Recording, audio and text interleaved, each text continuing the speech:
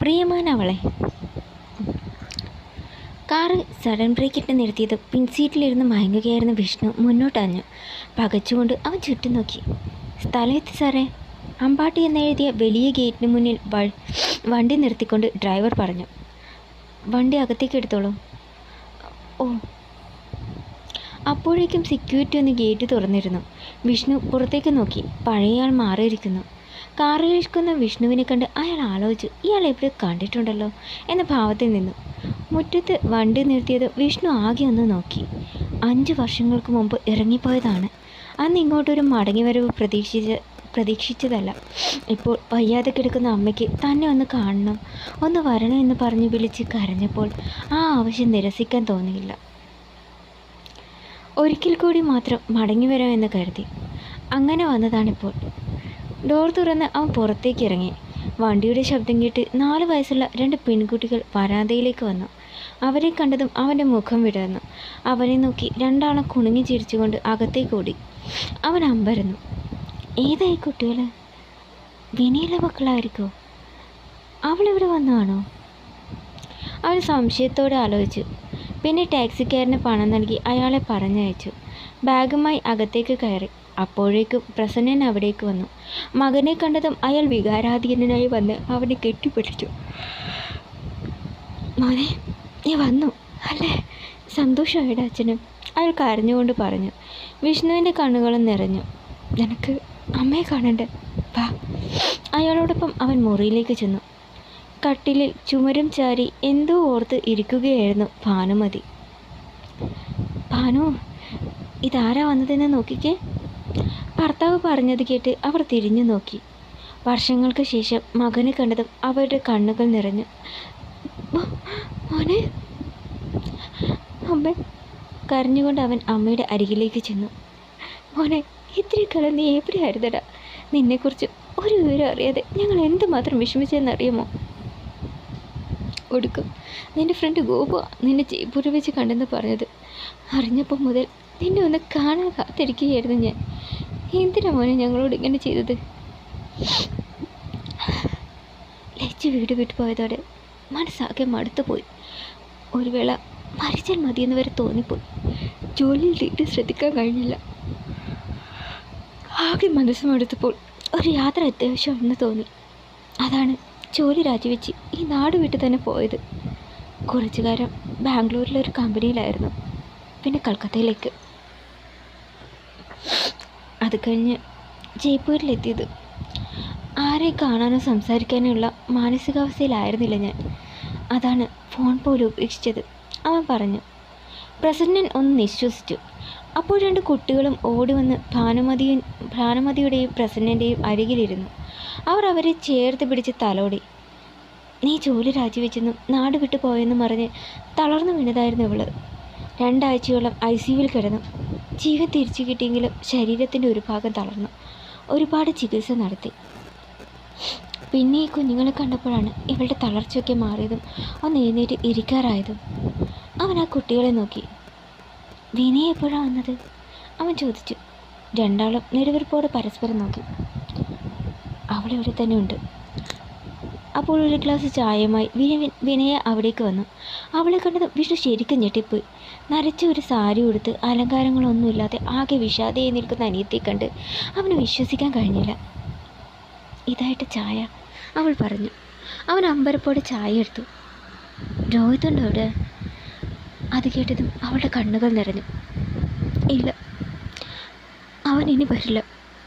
അവനൊന്നും മനസ്സിലാകാതെ മൂവരെയും നോക്കി. നീ പോയതിനു ശേഷം ഇവിടെ പലതും സംഭവിച്ചു. നീ നാടുവിട്ട് പോയ വിവരം അറിഞ്ഞതോടെ രോഹിത്തിൻ്റെയും വീട്ടുകാരുടെയും വിധം മാറി. തൊട്ടതിനും പിടിച്ചതിനും ഇവളെ കുറ്റം പറയാനും വഴക്ക് പറയാനും തുടങ്ങി. രോഹിത്ത് ഒക്കെ അറിഞ്ഞിട്ടും മിണ്ടാതെ നിന്നു. ഇവള് ഗർഭിണിയായിട്ട് കൂടി അതൊന്നും മാറിയില്ല. 7ാം മാസം അവളെ ഇങ്ങോട്ട് കൂട്ടിക്കൊണ്ടുവരാനിരുന്നതാ. അപ്പോഴാണ് അവൾ സ്റ്റെയറിൽ നിന്ന് താഴെ വീണത്. വീഴ്ചയിൽ കുഞ്ഞു പോയി. ഇനി ഒരിക്കലും അവൾക്ക് അമ്മയാകാൻ കഴിയില്ലെന്ന് ഡോക്ടർ പറഞ്ഞതോടെ അവരുടെ മട്ടുമാറി. ഹോസ്പിറ്റലിൽ നിന്ന് നേരെ അവളെ ഇങ്ങോട്ടാണ് കൂട്ടിക്കൊണ്ടു വന്നത്. രോഹിത് അവളെ കൂട്ടിക്കൊണ്ടു പോകാൻ വരുമെന്ന് കരുതി. പക്ഷെ വന്നത് ഡിവോഴ്സ് നോട്ടീസാണ്. ഒരു കുഞ്ഞിനെ പ്രസവിക്കാൻ കഴിയാത്ത ഒരുവളെ ഭാര്യയായി വേണ്ടത് ആ ഒരു കാര്യം കൊണ്ട് തന്നെ അവൻ പെട്ടെന്ന് ഡിവോഴ്സ് കിട്ടി. 1 മാസത്തിനുള്ളിൽ തന്നെ അവൻ മറ്റൊരു വിവാഹം കഴിച്ചു. പക്ഷേ 1 വർഷത്തിന് ശേഷം ഒരു ആക്സിഡൻറ്റിൽ അവൻ പോയി. പ്രസന്ന പറഞ്ഞു. കേട്ടതൊന്നും വിശ്വസിക്കാനാവാതെ വിഷ്ണു തറഞ്ഞിരുന്നു. മോളെ, നീ ഇതൊക്കെ ഞാൻ അർഹിക്കുന്നതാണ് കേട്ടോ. ഏട്ടനോട് എടുത്തിടും. പിന്നെ നിങ്ങൾക്ക് പിറക്കാനിരുന്ന ആ കുഞ്ഞിനോട് ഞാൻ ചെയ്ത തെറ്റിനുള്ള ശിക്ഷ. അവൻ മനസ്സിലാകാതെ അവളെ നോക്കി. എന്നോടുള്ള ഇഷ്ടം കൊണ്ടാണ് രോഹിതൻ്റെ പിന്നാലെ നടന്നതെന്നാണ് ഞാൻ വിശ്വസിച്ചത്. പക്ഷേ അവൻ്റെ കണ്ണ് എൻ്റെ പേരിലുള്ള സ്വത്തുക്കളിലാണെന്ന് ഞാൻ അറിഞ്ഞില്ല. ഒരു മാറ്റക്കല്യാണമാണ് നല്ലത്. തൻ്റെ സഹോദരി എൻ്റെ വീട്ടിലുണ്ടെങ്കിൽ അമ്മായിയമ്മ പോയിട്ടൊന്നും വരില്ല. അതുകൊണ്ട് തന്നെ പേടിക്കാതെ തനിക്ക് ജീവിക്കാം എന്നൊക്കെ രോഹിത് പറഞ്ഞപ്പോൾ വിശ്വസിച്ചു പോയി. അതിനാണ് ഞങ്ങൾ ഈ കളിയൊക്കെ കളിച്ചത്. ഗർഭിണിയായി ലച്ചി ചേച്ചി സ്റ്റെയറിൽ എണ്ണയൊഴിച്ച് വീഴ്ത്തിയതും ഡോക്ടറെ കൊണ്ട് ലച്ചി ചേച്ചിക്ക് ഇനി ഒരിക്കലും അമ്മയാകാൻ കഴിയില്ലെന്ന് പറയിപ്പിച്ചതും ഒക്കെ ഞാനാണ്. അതിനുള്ള ശിക്ഷയാണ് എനിക്ക് കിട്ടിയത്. അവൾ കരഞ്ഞുകൊണ്ട് പറഞ്ഞതും വിഷ്ണു ആകെ തരിച്ചു നിന്നുപോയി. അർച്ചന ചേച്ചി പാവമാണ്. കല്യാണം തീരുമാനിക്കുന്നവരെ ഏട്ടൻ വിവാഹിതനാണെന്നുള്ള വിവരം ചേച്ചിക്ക് അറിയില്ലായിരുന്നു. കല്യാണത്തിന് കുറച്ച് ദിവസം മുമ്പാണ് ചേച്ചി കാര്യങ്ങളെല്ലാം അറിഞ്ഞത്. ഈ വിവാഹം വേണ്ടെന്ന് ചേച്ചി പറഞ്ഞു. കുട്ടികളുണ്ടാകാത്തത് കൊണ്ട് ഏട്ടനെ എടുത്തി ഇഷ്ടമല്ലെന്ന് ഞാൻ അർച്ചന ചേച്ചിയെ പറഞ്ഞ് വിശ്വസിപ്പിച്ചു. അങ്ങനെയാണ് നിങ്ങളുടെ വിവാഹം കഴിഞ്ഞത്, അവൾ പറഞ്ഞു. അപ്പോൾ ഈ കുട്ടികൾ? അവൾ സംശയത്തോടെ ചോദിച്ചു. പ്രസന്ന ശ്വാസം വലിച്ചു വിട്ടു. നീ പോയി 2 മാസം കഴിഞ്ഞപ്പോൾ ലച്ചു താമസിച്ചിരുന്ന ഹോസ്റ്റലിൽ നിന്ന് എനിക്കൊരു ഫോൺ കോൾ വന്നു. ലച്ചുവിന് സുഖമില്ലെന്ന് പറഞ്ഞു. ഞാൻ അവിടെ ചെന്നു. കുറച്ച് ദിവസമായി അവൾക്ക് വല്ലാത്ത ക്ഷീണവും തലകറക്കും ഒക്കെ ഉണ്ടായിരുന്നു. ഒരിക്കൽ ബാത്റൂമിൽ വീണ് കിടക്കുന്ന അവളെ കണ്ട് റൂംമേറ്റ്സായിരുന്നു വാർഡനെ അറിയിച്ചതും ഡോക്ടറെ വിളിച്ചതൊക്കെ. അപ്പോഴാണ് ആ സന്തോഷ വാർത്ത അറിഞ്ഞത്. അവൾ 3 മാസം ഗർഭിണിയാണെന്ന് അറിഞ്ഞപ്പോൾ പിന്നെ സന്തോഷം സഹിക്കാനായില്ല. വിവരം അറിഞ്ഞപ്പോൾ ഭാനുവിന് അവളെ കാണണമെന്നായി. അന്ന് തന്നെ അവളെയും കൊണ്ട് ഇവിടേക്ക് വന്നു. ഈ സന്തോഷ വാർത്ത നിന്നെ അറിയിക്കാൻ ഒരുപാട് തവണ ഞാൻ വിളിച്ചു, പക്ഷെ കിട്ടിയില്ല. നിന്നെ നേരിട്ട് കണ്ട് വിവരം പറയുമെന്ന് കരുതിയാണ് ഞാൻ തിരുവനന്തപുരത്തേക്ക് വന്നത്. അപ്പോഴാണ് അറിഞ്ഞത് നീ ജോലി രാജിവെച്ചെന്നും എവിടെയൊക്കെ പോയെന്നും. ഒരുപാട് നിന്നെ ഞങ്ങൾ അന്വേഷിച്ചു, ഒരു വിവരം കിട്ടില്ല. കാര്യങ്ങളെല്ലാം അറിഞ്ഞ് അർച്ചനയുടെ വീട്ടുകാർ വന്ന് ഒരുപാട് ബഹളം ഉണ്ടാക്കി. അന്ന് ആദ്യമായിട്ട് അർച്ചന അവർക്ക് നേരെ പൊട്ടിത്തെറിച്ചു.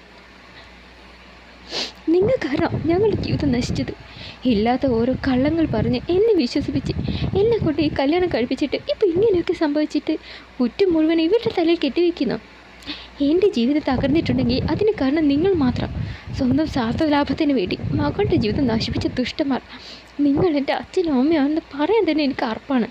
മേലിൽ സ്വന്തവും ബന്ധവും പറഞ്ഞ് ഈ പടി കടന്നു പോകരുത്. കടക്കപ്പുറത്ത്. അവൾ കോപത്തോടെ ആക്രോശിച്ചു. മകളുടെ ഭാവം കണ്ട് അവർ ഒന്ന് അന്താളിച്ചു. വേഗം പുറത്തേക്ക് പോയി. ആ സംഭവത്തിന് ശേഷം പിന്നെ ഈ പടി ചവിട്ടിയിട്ടില്ല അവർ. ലച്ചു ഇവിടെ തന്നെ കഴിഞ്ഞു. അർച്ചന അവൾക്ക് വേണ്ടതെല്ലാം ചെയ്തു കൊടുത്തു. ഒടുവിൽ ഈ നിൽക്കുന്ന 2 മാലാഖ കുഞ്ഞുങ്ങളെ അവൾ പ്രസവിച്ചു. പ്രസന്നൻ പറഞ്ഞത് കേട്ട് ആ വിശ്വാസം വരാതെ കുട്ടികളെ നോക്കി. തൻ്റെ ഈ ലച്ചുവിൻ്റെ കാത്തിരിപ്പിൻ്റെ ഫലം തൻ്റെ പൊന്നുമക്കൾ. ഈ വിവരം അറിയാൻ വൈകിപ്പോയല്ലോ. മക്കളെ വാ. അവൻ കൈ നീട്ടിയതും അച്ഛ എന്ന് വിളിച്ചുകൊണ്ട് അവർ അവൻ്റെ നേരെ ഓടിച്ചെന്നു. അവൻ മുട്ടുകുത്തി ഇരുന്ന് മക്കളെ കെട്ടിപ്പിടിച്ച് മതിയാവോളം ഉമ്മ വെച്ചു. ഈ സമയം ഇതെല്ലാം കണ്ട് അർച്ചന അവിടേക്ക് വന്നു. അവൻ അവളെ നോക്കി. അവൾ ആകെ മാറിയിരിക്കുന്നു. ഇപ്പോൾ കുറേ ബോൾഡായതുപോലെ. ലച്ചു ഇവിടെ വെച്ചാ? അവൻ്റെ ചോദ്യം കേട്ട് എല്ലാവരും വിഷമത്തോടെ മുഖം കുനിച്ചു നിന്നു. അവരുടെ മൗനം കണ്ട് അവൻ്റെ നെഞ്ചിടിപ്പേറി. എന്താ നിങ്ങളൊന്നും പറയാത്തത്? എൻ്റെ ലച്ചു ഇവിടെ? അവൻ ചോദിച്ചു. അവൾ പോയി. പ്രസന്നം പറഞ്ഞത് അവൻ ഞെട്ടിലോടെ അലറി. എൻ്റെ ലച്ചു! അവൻ പൊട്ടിക്കരഞ്ഞുകൊണ്ട് നിലത്തിരുന്നു. എല്ലാവരും അവനെ വിഷമത്തോടെ നോക്കി. എൻ്റെ ലച്ചു നീ! അവൻ പൊട്ടിക്കരഞ്ഞു. പെട്ടെന്ന് മുന്നിൽ 2 പാദങ്ങൾ വന്നു നിന്നതും അവൻ അമ്പരപ്പോടെ തലയുയർത്തി നോക്കി. മുന്നിൽ നിൽക്കുന്ന ലച്ചുവിനെ കണ്ട് അവൻ അതിശയത്തോടെ നോക്കി നിന്നു. ലച്ചു, നീ പോയെന്ന് പറഞ്ഞത്? അവൻ അമ്പരപ്പോട് ചോദിച്ചു. അവൾ ജോലിക്ക് പോയ കാര്യമാണ് ഞാൻ പറഞ്ഞത്. ഗർഭിണിയായ സമയത്ത് അവൾ BSc ഒക്കെ എഴുതിയിരുന്നു. പ്രസവിച്ചതിന് ശേഷം അവൾക്ക് പഞ്ചായത്ത് ഓഫീസിൽ ക്ലർക്കായിട്ട് ജോലി കിട്ടിയത്, പ്രസന്നം പറഞ്ഞു. അവൻ ആശ്വാസത്തോടെ നെഞ്ചിൽ കൈവച്ചു. പിന്നെ അവളെ കെട്ടിപ്പിടിച്ചു. ലച്ചു, ഒരു നിമിഷം നീ പോയെന്ന് കേട്ടപ്പോൾ ശ്വാസം നിലച്ചതുപോലെ തോന്നിപ്പോയി എനിക്ക്. ഇത്രയും കാലം ഒന്ന് വിളിക്കുകയോട് ചെയ്യാതെ വിജുവേട്ടിനെ കുറിച്ച് ഒരു വിവരമില്ലാതെ ഞങ്ങളെല്ലാം ഒരുപാട് തിരിച്ചില്ലേ? അതിന് ഇത്രയും കാലം ചെയ്യണ്ടേ ഞങ്ങൾക്ക്? ലച്ചു ചോദിച്ചു. പൊടി, അവൻ ചിരിച്ചുകൊണ്ട് പറഞ്ഞു. പിന്നെ ഇരുവരും മക്കളെ ചേർത്ത് പിടിച്ചു. എല്ലാവർക്കും അത് കണ്ട് സന്തോഷമായി. അർച്ചന അവരുടെ അരികിലേക്ക് വന്നു. വിഷ്ണുവിന് എന്നോട് ദേഷ്യമാണെന്ന് എനിക്കറിയാം. ഒന്നും മനഃപൂർവ്വം ചെയ്തതല്ല ഞാൻ. എല്ലാവരുടെയും ചതിയിൽ ഞാൻ പെട്ടുപോയി. അറിഞ്ഞുകൊണ്ടല്ലെങ്കിലും നിങ്ങളുടെ വേദനയ്ക്ക് ഞാൻ കാരണക്കാരി. എന്നോട് ക്ഷമിക്കണം. അർച്ചന, താൻ ക്ഷമ ചോദിക്കേണ്ട ആവശ്യമൊന്നുമില്ല. തെറ്റ് എൻ്റെ ഭാഗത്തുണ്ട്. തന്നോട് ഞാനൊന്ന് തുറന്ന് സംസാരിച്ചിരുന്നെങ്കിൽ ചിലപ്പോൾ ഈ പ്രശ്നങ്ങളൊന്നും ഉണ്ടാകുമായിരുന്നില്ല. ഞാൻ കാരണം തൻ്റെ ജീവിതം കൂടി ഇല്ലാതായില്ലേ, അതിലെനിക്ക് വിഷമമുള്ളൂ. അവളൊന്ന് പുഞ്ചിരിച്ചു. അതിനോർത്ത് വിഷ്ണുവിൻ്റെ വിഷമിക്കണ്ട. അതിനൊക്കെയുള്ള സൊല്യൂഷനായിട്ട് തന്നെ ഞാൻ വന്നിരിക്കുന്നത്. അവൾ അത് പറഞ്ഞ് തിരിഞ്ഞു നോക്കിയത് ഗോപൻ അവിടേക്ക് വന്നു. ഹായ് വിഷ്ണു. അവൾ കഴിഞ്ഞിട്ട് വിഷ്ണു മനസ്സിലാവാതെ അവരെ നോക്കി. മനസ്സിലായില്ലേ? ഗോപൻ, എൻ്റെ ഭർത്താവ്. അർച്ചന പറഞ്ഞത് കേട്ട് അതിശയത്തോടെ അവൻ അവരെ നോക്കി. നിനക്ക് വിശ്വാസമായില്ലല്ലേ? പണ്ടേ അർച്ചന എനിക്ക് ഇഷ്ടമായിരുന്നു. ഒരു ജോലിയില്ലാതെ പെണ്ണ് ചോദിച്ച് ചെല്ലാൻ കഴിയില്ലല്ലോ. അതിനാ കടൽ കടന്ന് ഗൾഫിൽ പോയത്. 2 വർഷം കഴിഞ്ഞ് തിരിച്ചു വന്നപ്പോഴാണ് ഇവിടെ നടന്ന കാര്യങ്ങളൊക്കെ അറിഞ്ഞത്. അറിഞ്ഞപ്പോൾ ആകെ വിഷമം തോന്നി. പ്രശ്നം ചേട്ടനെ കണ്ട് എങ്ങനെയോ തോന്നിയ ധൈര്യത്തിൽ കാര്യം പറഞ്ഞു. ആദ്യം ഇവളെ സമ്മതിച്ചില്ല. പിന്നെ എന്നെക്കുറിച്ച് മനസ്സിലാക്കിയപ്പോൾ ഇവളും ഓക്കെ പറഞ്ഞു.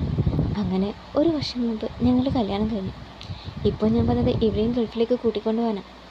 രാത്രിയിലെ ഫ്ലൈറ്റിന് ഞങ്ങൾ പോകും. അത് കേട്ടതും വിഷ്ണു പുഞ്ചിരിച്ചുകൊണ്ട് അവരെ നോക്കി.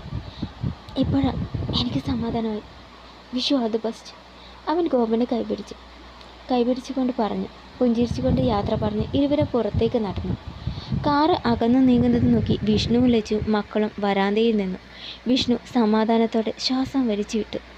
കഴിഞ്ഞതെല്ലാം ഒരു ദുസ്വപ്നം പോലെ മറക്കാം. ഇനി പുതിയ ജീവിതമാണ് ഭാര്യയ്ക്കും മക്കൾക്കും. ലച്ചുവിൻ്റെയും മക്കളെയും ചേർത്ത് പിടിച്ചുകൊണ്ട് വിഷ്ണു അകത്തേക്ക് നടന്നു. പുതിയ ജീവിതത്തിലേക്ക് അവസാനിച്ചു.